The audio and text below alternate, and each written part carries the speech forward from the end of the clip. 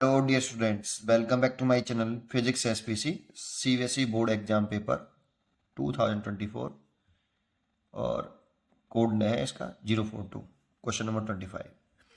Find the current in branch BM in the network shown. ठीक है, तो देखो इसमें दो सेल दे रखे हैं बेटा। तो पहले इस सर्किट को सॉल्व कर लो, आप टोटल रेजिस्टेंस निकाल लो इसका सबसे पहले। तो देखो यहाँ आके करंट अगर दो पार्ट में डिवाइड करेगी, इधर से आ रही है करंट तो वो दो पार्ट में डिवाइड होगी, इसमें और इधर। और ये देखो इसमें करंट सेम रहेगी, ये ऐसे आएगी तो ये करंट सब सेम रहेगी। और करंट सेम रहेगी तो ये वाला रेजिस्टेंस और ये वाला रेजिस्टेंस सीरीज में है। तो इसे देखो, इसे R1 कह दो, इसे R2 और इसे कह दो R3 और लिख दो यहाँ R1 R2 and R3 are इन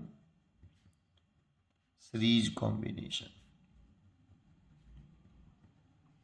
कोई करंट इन तीनों ब्रांचों में इस तीनों रेजिस्टेंस में सेम है।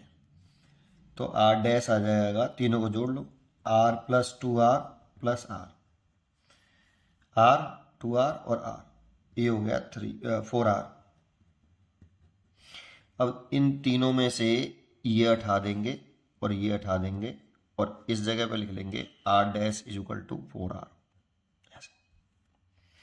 अब देखो ये और ये रेजिस्टेंस पैरेलल कॉम्बिनेशन में, क्योंकि यहाँ पे करंट दो पार्ट्स में डिवाइड हो रही है। ठीक है, दो पार्ट्स में डिवाइड हो रही है, इसलिए ये दोनों पैरेलल में। तो लिख देंगे इसे R4 मान लेंगे और लिख देंगे R4 and R dash are in parallel.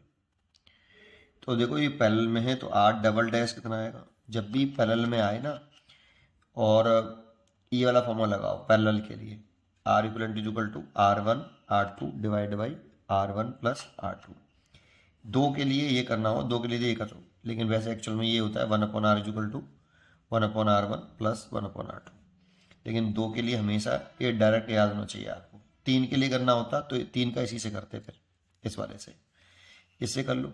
तो क्या है 4R और 4R ओवर, दोनों को ऐड करेंगे तो 4R 4R 8R हो जाएगा। तो देखो एक R से R कट गया, 4 से कट गया ये 2 बार, 2 से कट गया ये 2 बार, तो कितना आ गया 2R। तो इन दोनों का कॉम्बिनेशन करके 2R आ गया। चाहो तो एक नया डायग्राम यहाँ बना सकते हो कि देखो ऐसे बना लो, इतने आधा पार्ट को बना लो कि ये वाला 4R, ये 2R और ये वाला भी आया है आपका 2R, ऐसे ये 2R। ठीक है, ये आया है DG 2R और ये CH ऐसे। तो देखो ये हम इसे R5 मान लेते हैं और इसे R6। अब इधर से जो करंट आ रही होगी ऐसे, यहाँ आके करंट दो भागों में डिवाइड हुई होगी, तो इसमें और इसमें करंट सेम रही होगी ऐसे, और ये इधर करंट डिवाइड हो गई होगी, तो ये दोनों सीरीज में रहे होंगे। तो R5 और ये R डबल डैश है, तो लिख सकते हैं R5 and R double dash are in series combination. तो लिख सकते हैं R triple dash is equal to 2R plus 2R, that means 4R। अब इन दोनों का एक हो गया होगा, ये R ट्रिपल डैश हो गया, कितना हो गया 4R। अब देखो ये और ये फिर अगेन पैरेलल में है, तो R6 and R triple dash are in parallel, और पैरेलल में है तो अभी किया था हमने 4R का तो 2R आया था, तो R fourth is equal to 2R। अभी तो किया था कि ये और ये 4R जो था ये, तो 2R आया था। तो देखो इन दोनों का कॉम्बिनेशन के होके भी हमारा आ गया 2R। तो फाइनल डायग्राम कुछ इस तरह से बन जाएगा। देखो ये 3R आ गया, यहाँ पर ये 4R आ गया, यहाँ एक सेल आ रहा है और ये जगह पे 10 EMF का एक सेल आ रहा है, और इस ब्रांच को लिख रहा है B, इसको लिख रहा है M, इसको A, इसको N। और देखो इन दोनों का सी एच ही तो लिख रहा है, सी एच, इन दोनों का करने के बाद ये 2R आया है, तो ये आया है आपका 2R, ये C है और ये H है और ये 2R आया। कुछ इस तरह का डायग्राम बन गया बेटा। और ये 6E EMF का एक सेल है। और इसी ब्रांच में हमसे करंट पूछा है, BM वाली ब्रांच में। अब इसमें किरचॉफ लॉ से करना पड़ेगा, कोई दो सेल है, सिंगल सेल होता ना, एक ही सेल और करंट पूछता तो टोटल रेजिस्टेंस निकाल लेते, टोटल ईएमएफ निकाल लेते, तो total current is equal to total EMF upon total resistance कर लेते। लेकिन इसमें दो सेल लगे हुए हैं बेटा। इसके बाद हमें क्या करना पड़ेगा, यहाँ करंट का डिस्ट्रीब्यूशन करना पड़ेगा, किरचॉफ लॉ से करना पड़ेगा इसको आगे। अब तो इसमें देखो ये बड़ी बैटरी है और ये छोटी बैटरी है, तो बड़ी बैटरी से करंट निकाल लिया करो हमेशा। और 3 पॉइंट ध्यान रखो, जितनी पॉजिटिव टर्मिनल से करंट लीव करे उतनी ही नेगेटिव में एंटर करनी चाहिए। अगर पॉजिटिव टर्मिनल से करंट आई लीव कर रही है तो आई ही एंटर करनी चाहिए, एक। और दूसरा, एक सिंगल वायर में करंट एक ही मैग्नीट्यूड का होना चाहिए, ऐसा ना हो कि ऐसे नहीं होना चाहिए बस केवल, ये गलत है बेटा। और ऐसा भी नहीं चाहिए कि एक ही वायर में दो इंटरसेक्शन हो जाए, ये भी गलत है। बाकी का जो भी तुम करंट का डिस्ट्रीब्यूशन कर दोगे वो सब सही होगा, जो भी कर दोगे। बाई चांस अगर आई नेगेटिव आ रहा है तो इसका मतलब होता है कि जो भी हमने डायरेक्शन कंसीडर करी है डायग्राम में उसके जस्ट अपोजिट डायरेक्शन होगी करंट की, अगर नेगेटिव आ रहा है तो। बाकी का सब सही होता है।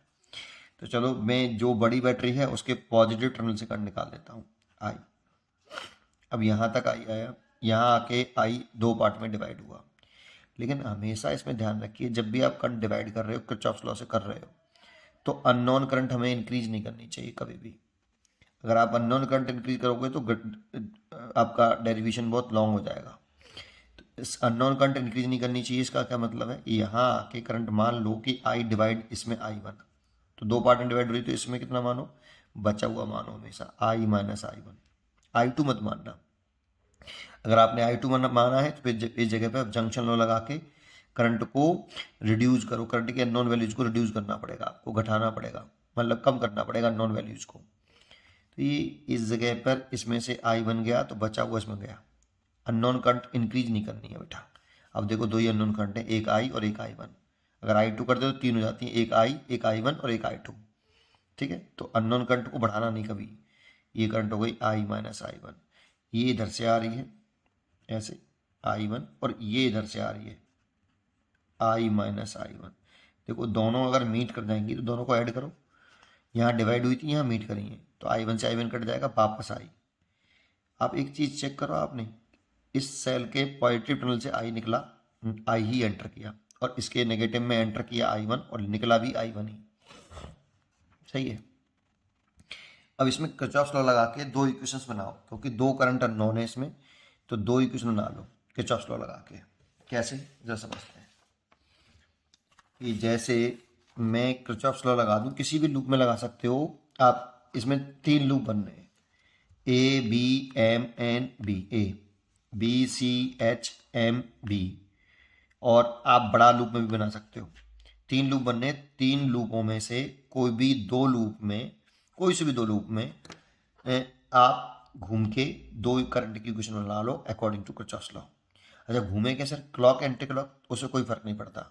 चाहे आप क्लॉक वाइज घूम लो, चाहे आप एंटी क्लॉक वाइज घूम लो, उससे कोई फर्क नहीं पड़ता है बेटा। ठीक है, तो मैंने जैसे इसमें ले लिया क्लोज लूप, लिख देते हैं कि हम कौन से लूप की बात कर रहे हैं, और जैसे घूम रहे हो वैसे ही आप इसको बनाना, क्लॉक वाइज घूम रहे हो तो वैसे ही लिखना है इसको। Close loop A B M N A, तो देखो मैंने लिखा भी ऐसे ही है तो मैं घूमूंगा भी ऐसे ही।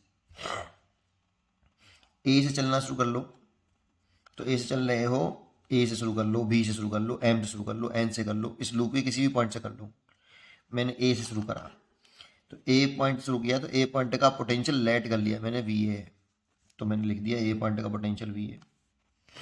अब देखो करंट हमेशा high potential to low potential flow करती है। हाई पोटेंशियल मतलब positive charge to negative end, positive end to negative end, ये हाई पोटेंशियल होता है पॉजिटिव वाला। और करंट के डायरेक्शन में, करंट हमेशा high potential to low potential flow करती है।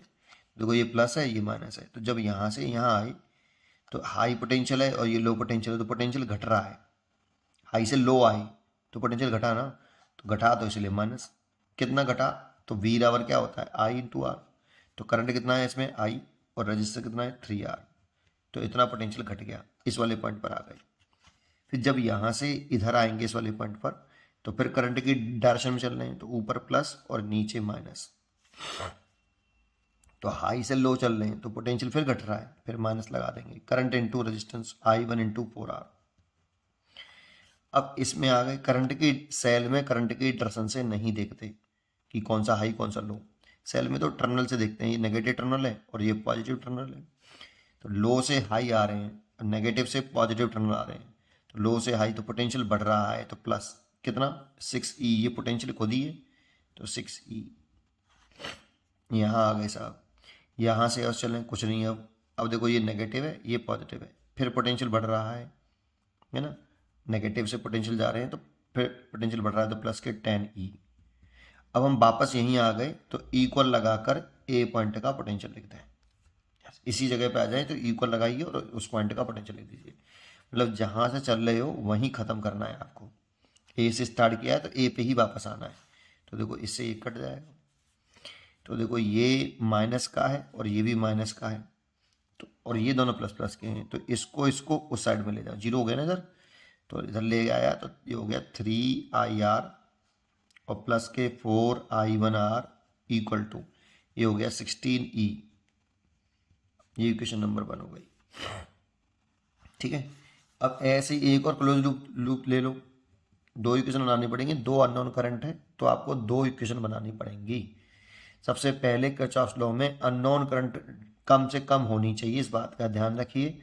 और फिर दो अननोन करंट है तो आप दो बार किरचॉफ लॉ लगाइए और दो इक्वेशन बनाइए, फिर उन इक्वेशन को सॉल्व कर लीजिए, करंट निकल आती है। तो क्लोज लूप BCHM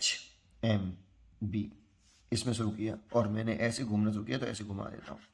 बी से शुरू कर देता हूँ, बी का पोटेंशियल मैं BB मान लेता हूँ, तो VB। और यहाँ से शुरू करा मैंने और ऐसे चल रहा हूँ, तो देखो ये करंट की तरफ में चल रहे हैं, ये प्लस और ये माइनस। तो यहाँ से यहाँ आए तो पोटेंशियल घट रहा है, इसीलिए माइनस कितना current into resistance I into R। तो करंट है इसमें I माइनस I1 और रेजिस्टेंस है इसमें 2R। ये ये देखो ये रहा, ऐसे चल रहे हैं हम। तो +2 माइनस चल रहे हैं तो पोटेंशियल घट रहा है हाई से लो। ठीक है, तो इसलिए मैंने ऐसे लिखा। अब यहाँ से ऐसे आए ऐसे आए ऐसे आए, तो अब +2 माइनस चल रहे हैं, +2 माइनस चलेंगे तो हाई से लो चल रहे हैं तो पोटेंशियल घट रहा है, फिर घट रहा है कितना 6E लिख दिया। आइए अब फिर यहाँ से यहाँ आ रहे हैं तो करंट तो नीचे है, तो -2 प्लस जा रहे हैं, -2 प्लस जा रहे हैं हम, तो करंट की डायरेक्शन में ये प्लस होता है ये माइनस होता है, तो ऐसे चल रहे हैं हम। तो प्लस बढ़ रहा है तो प्लस कितना करंट इंटू रेजिस्टेंस, तो I1 कितना बढ़ा I1 into 4R, I1 into 4R बढ़ गया। हम वापस B पॉइंट पर पहुँच गए तो इक्वल लगाकर B पॉइंट का पोटेंशियल लिख दो। BB से BB कैंसिल हो गया, जीरो हो गया उधर। अब देखो ये भी नेगेटिव है ये पॉजिटिव है, तो ये भी नेगेटिव है, तो इसको आप इधर ले आओ, इन दोनों को इधर ही रहने दो, इसको मल्टीप्लाई करो पहले आप। अब देखो इसका से मल्टीप्लाई करो तो माइनस का 2IR और माइनस माइनस प्लस हो जाएगा, 2I1R और माइनस के 6E और प्लस के 4I1R इज इक्वल टू 0। तो देखो ये और ये तो ऐड हो गए, तो ये हो गया 6I1R और ये हो गया माइनस का ये वाला 2IR, और इसको इधर ले जाएंगे तो प्लस का 6E। Question number 2। अब हमें जानते कौन सी करंट निकालनी है I1, क्योंकि वो BM ब्रांच में करंट पूछ रहा है, BM ब्रांच में कितनी करंट। तो BM ब्रांच में तो I1 करंट है, तो I1 निकालनी है। तो I1 निकालनी है तो पूरा सॉल्व क्यों करूँ, ओनली I1 के लिए सोचो कैसे निकालूँ। तो I को काटना है मेरे को, तो I को काटना, देखो यहाँ 2I है यहाँ 3I है, तो क्या करें इसमें तो 3 का मल्टीप्लाई और इसमें 2 का मल्टीप्लाई लिख दो। इसमें पहले 2 का मल्टीप्लाई कर लिखो 6IR plus 8I1R plus 32E, equation number 3। इसमें 3 का multiply 18I1R minus 6IR is equal to 18E, equation number 4। अब इन दोनों को आप ऐड कर लो ऐसे, ठीक है, इन दोनों को ऐड कर लो। ऐड करेंगे तो देखो इससे ये कट गया और ये दोनों ऐड करेंगे, 8 8 6, 8 दूनी 16, 6 और 26 I1R, और ये हो गया 8 2 10 और 3 और 1 4 और 1 5, 50E। तो I1 आ गया 50/26RE। यही आंसर है बेटा आपका। ज़्यादा हो तो इसका इसमें डिवाइड कर लेना, तो E/R के टर्म में यहाँ जो भी डिवाइड करके आ जाए, है ना। 26 का 50 में डिवाइड करोगे तो 1 पॉइंट समथिंग आएगा, जो भी आए बेटा आपका। वैसे यहीं छोड़ देना आंसर, ये करेक्ट है, दिस इज आंसर, इतनी करेक्ट है। तो उम्मीद करता हूँ कि आपको ये जरूर समझ में आया होगा। पढ़ते रहिए और खुश रहिए।